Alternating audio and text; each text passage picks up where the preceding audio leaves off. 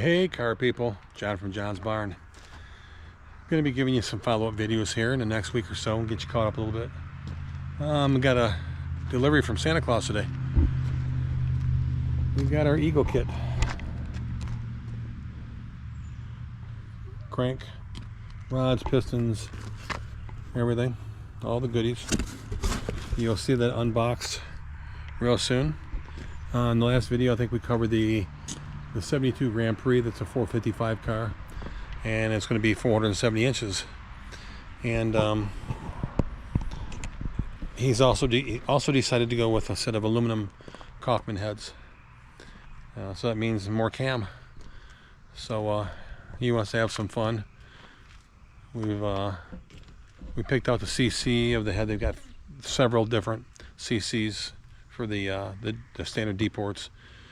Gonna have them cleaned up also, and it's gonna be about 10.2 to 1 compression.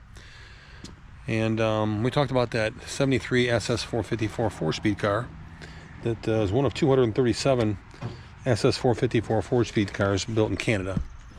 They made around 600 total, 237 in Canada.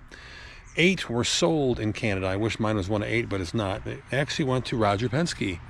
Now, the Canadian-built GM cars, you can get everything. It's a birth certificate. It's literally everything. So I'm just going to film it here and you can read it.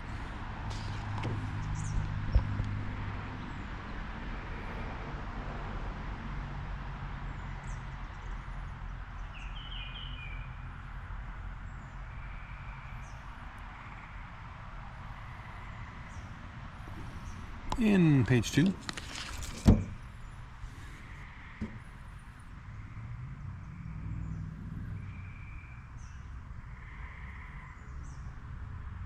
Pretty cool, huh, people? That's this package. 4-speed, 454. Here is the actual engine number and the day the engine was made in the Tonawanda engine plant. CWA code.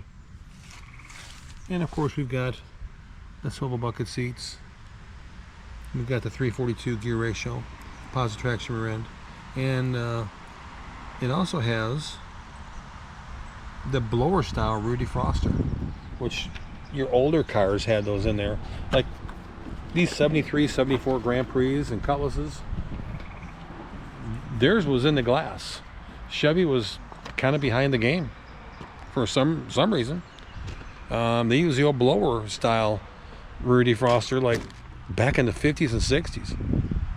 Got a couple of those, and I also told you that I had found a 4-door parts car out of state, and there it is, a bare bones deluxe 73 Malibu Post 4-door, manual brakes, power steering, 307 V8. It's got 43,000 miles on it.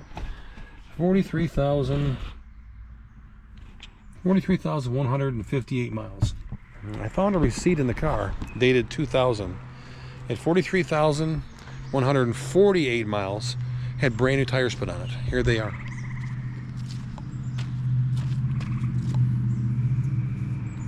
Still got the little thingies on them, brand spanking new. Got the receipt for them. How much she paid for them was only a couple $100. And I thought, why would you put brand new tires on a car and park it and never drive it again? And it's been tuned up. And there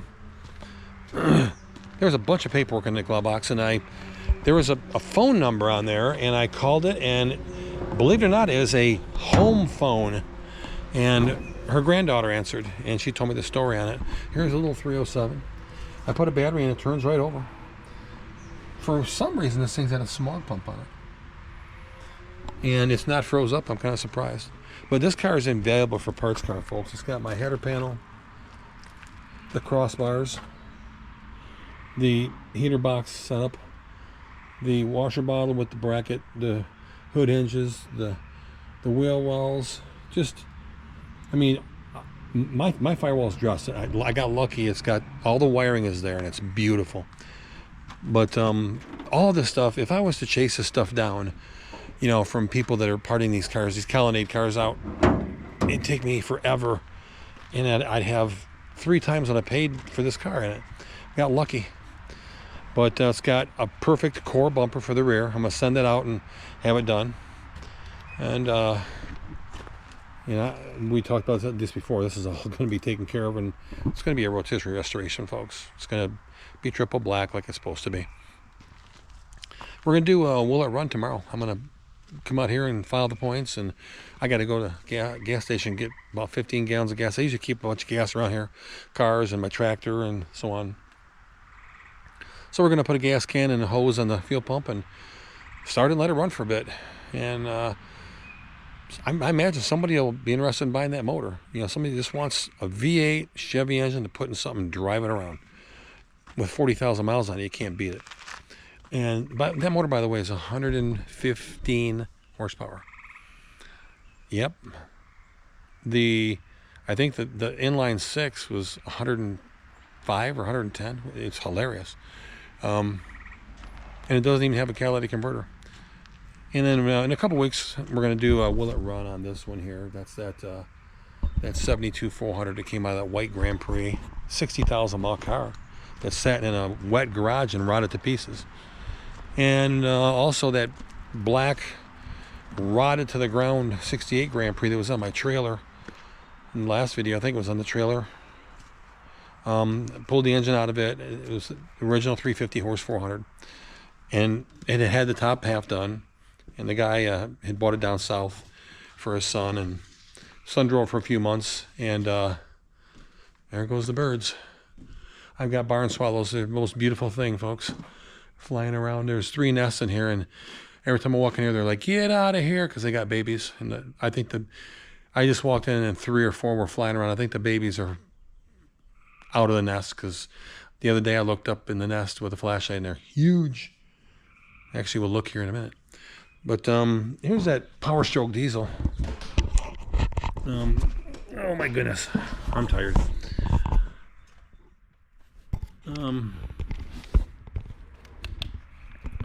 Yeah, we'll turn the light on. Here we go. All right, there. Okay. Finally got turbo out of there. And as you can see, the EGR cooler's off, and we've cleaned that up some. That did make it easier. This V-band was easy to get off.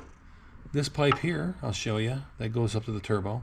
This one was a nightmare. It's actually broke. It broke a piece of the steel. One of the sections came out, so it's no good. But it's kind of weird, folks. You got to like lift it up some, and then turn it, and then lift it forward some more, and then tilt it back from the back up, and then turn it like this way, and ask it what it wants for dinner, and what kind of movie it wants to watch tonight, and then you move it a little bit more, and then you move it past there, so you're clearing that, and then it goes forward some more, and you let that back down and lift it up from the front, and out it comes. I did notice on most of the videos that this line right there, it goes down here. It goes right down there. Right there. And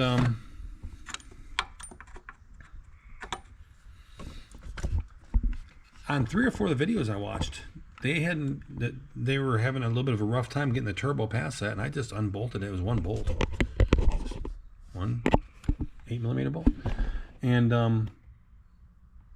as soon as I got that out of the way, I lifted it right out of there. So, and this here, folks, this thing here, right there, this thing right here, that is, I guess, what they call like a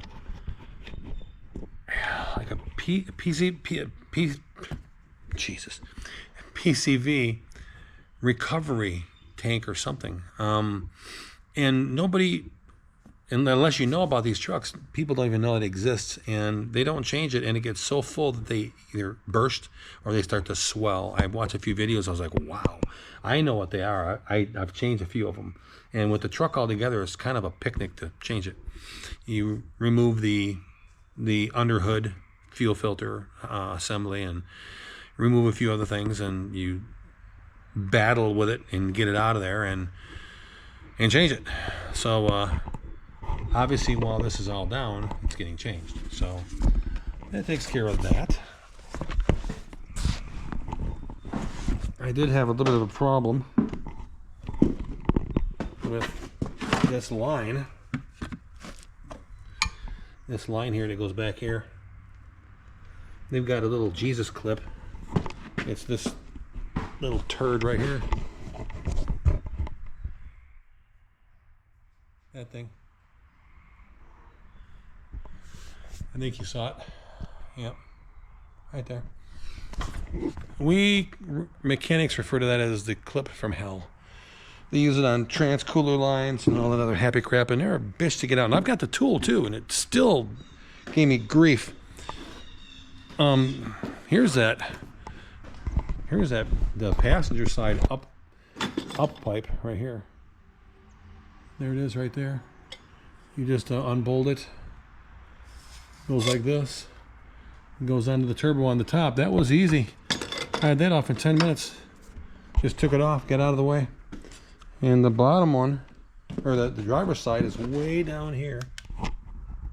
Look at that. It goes like this. Fun. This turbo is wrecked. I mean wrecked.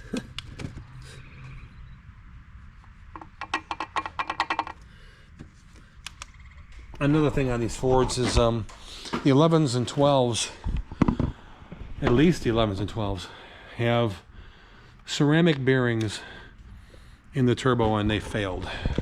I guess they had near 100% failure rate.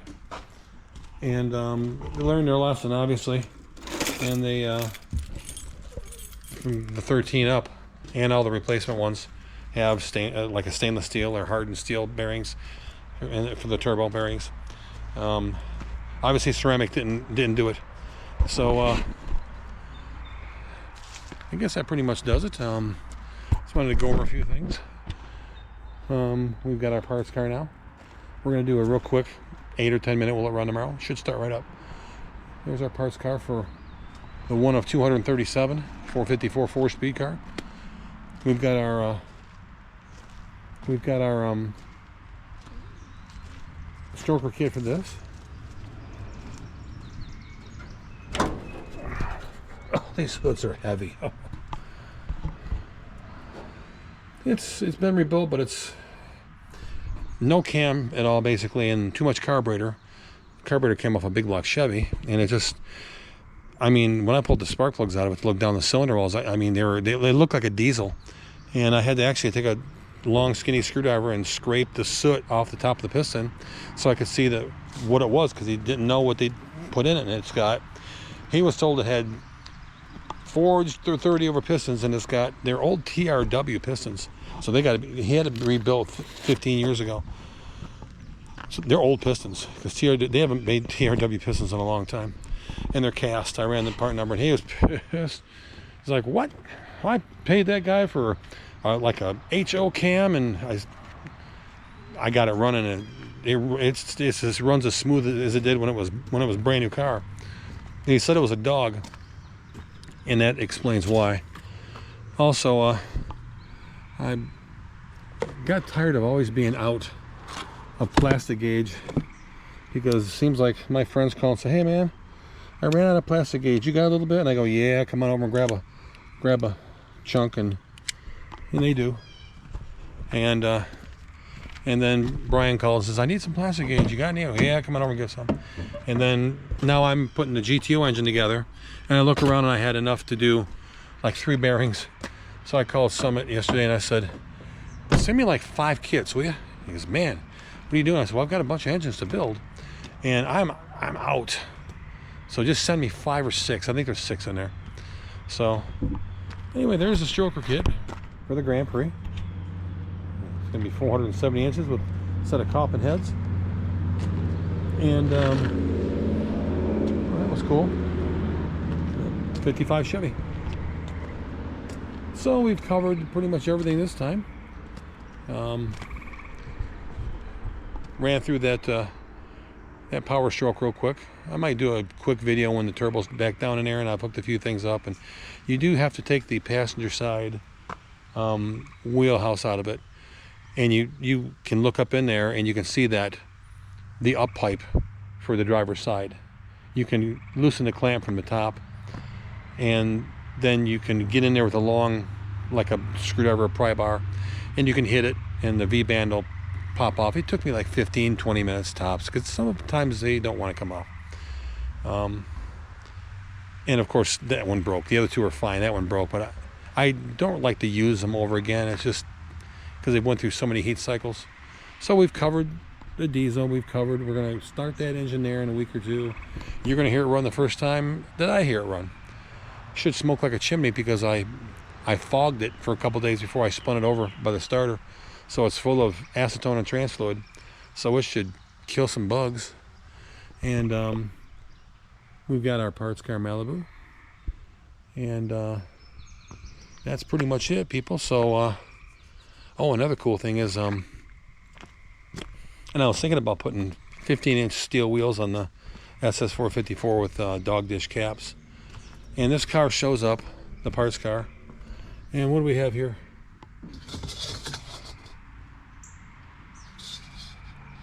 They're so nice they even have the part number. Literally have the part number still on them. So there is a perfect set of poverty caps. And I shit you not, I've got a Pontiac one that's kind of dinged up, and it's in the barn, and I keep it full of water for the animals. And it's funny because I've got cameras, and everything in the world has drank out of it. I've got a beautiful female fox. She's huge.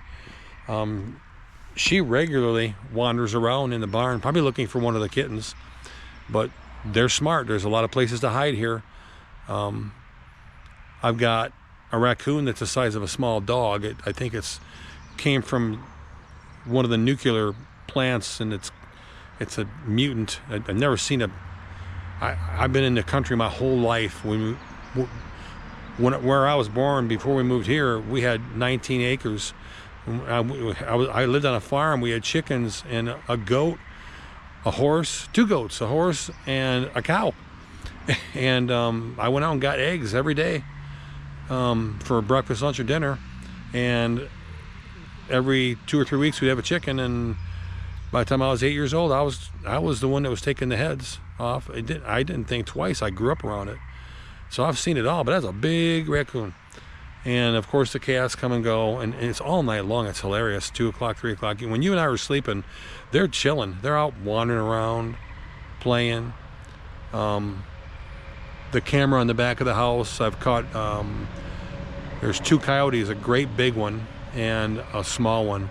My guess is it's a mother and one of her cubs. Why she just has one, unless the other ones are back by the pond, I don't know, but it's kind of neat to watch them. But every day I fill it back up with water, and hey, that's how I am, you know. And then I got this little turd here. Hey, what are you doing? What's the matter? What's the matter? Be good to animals too, people. If you are a religious person, a God-fearing person, in the Bible it says animals are an overflow of God's love. Something, I believe that's about exactly what it says. I don't know the whole passage, but they're here for our consumption, you know, like cows and chickens and pigs and stuff, and they're also to be cherished. If you've got an animal, take care of it. Don't be mean to it. Don't smack it around or kick it when it messed on the floor, or if you're having a bad day. Just don't do that. That black French bulldog I've got, she's a doll. You've seen her on probably a video or two, and she's just, I don't know what I'd do without her. I hope she lives to be 150. I'm just she's 6 years old. I'm very attached to her. But love your animals like you love your kids. If you can't handle an animal, if you don't have the temperament or the disposition, which is fine, foster it out. put an ad on Facebook or Craigslist. Try to rehouse it before you go to the Humane Society, because they do the best they can, but they just can't keep everything. And trust me, it'll come back. It'll come back to you. So be nice to animals. Be nice to people.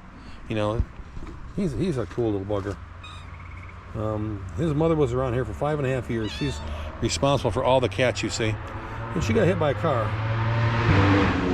My goodness. The motorcycle at about 100 miles an hour. And every year, a couple of them crash. It's a shame. But I went out to get the mail. I hadn't seen her in a couple of days, and she was in the ditch. So she had finally crossed the road to go across the street and got hit. And she'd had 2 kittens, and my daughter took one, and this little turd here is here temporarily. His disposition is wonderful, as you can see. So, and another thing, people, I live here alone. I've got kids. Most of them are grown. I've got 2 kids that aren't grown yet. And so I'm alone, and it improves your overall health and disposition and your welfare to have an animal if you love an animal. Sometimes you get a little bit lonely, and between the dog and the cats running around here, I mean, it's like having somebody around every day, you know, for the most part. And I enjoy them, and I love them. But thanks again. We're gonna pack it up here. It's getting dark.